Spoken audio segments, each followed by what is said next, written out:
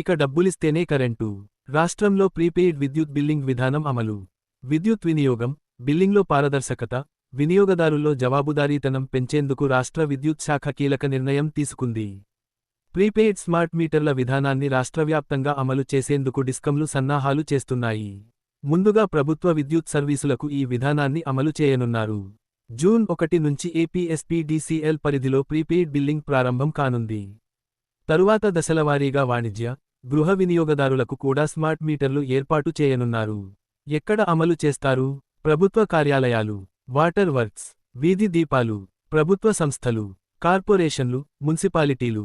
ఇప్పటికే స్మార్ట్ మీటర్లు ఉన్న సర్వీసులను ముందుగా ప్రీపెయిడ్ విధానంలోకి మార్చనున్నారు. ఎలా పనిచేస్తుంది? మొబైల్ రీఛార్జ్లా ముందుగా డబ్బులు చెల్లించాలి.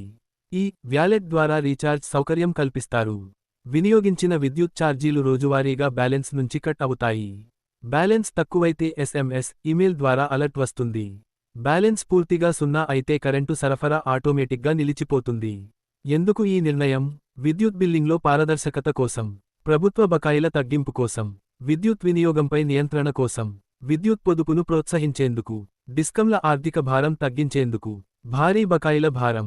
ఏపీఎస్పీడీసీఎల్ పరిధిలో ప్రభుత్వ సర్వీసుల నుంచి సుమారు 9,507 కోట్ల బకాయిలు రావాల్సి ఉంది.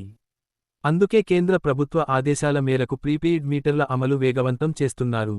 3 డిస్కంలలో పరిస్థితి. ఏపీఎస్పీడీసీఎల్ పరిధిలో 1.17 లక్షల ప్రభుత్వ సర్వీసులు. ఏపీసీపీడీసీఎల్ పరిధిలో 71,174 సర్వీసులు. ఏపీఈపీడీసీఎల్ పరిధిలో 2.45 లక్షల సర్వీసులు. ప్రభుత్వ శాఖలకు కీలక సూచనలు. ప్రతి నెల 5వ తేదీలోగా అడ్వాన్స్ విద్యుత్ ఛార్జీలు చెల్లించాలి. బిల్లింగ్ సైకిల్కు సంబంధించిన స్థిర ఛార్జీలు కూడా ముందుగానే చెల్లించాల్సి ఉంటుంది. చెల్లించాల్సిన అడ్వాన్స్ మొత్తాన్ని డిస్కంలు ఆర్థిక శాఖకు తెలియజేస్తాయి. వినియోగదారులకు లాభాలు. విద్యుత్ వినియోగాన్ని ఎప్పటికప్పుడు ట్రాక్ చేసుకోవచ్చు. అవసరమైనంత మాత్రమే వినియోగించే అవకాశం. విద్యుత్ పొదుపు పెరుగుతుంది.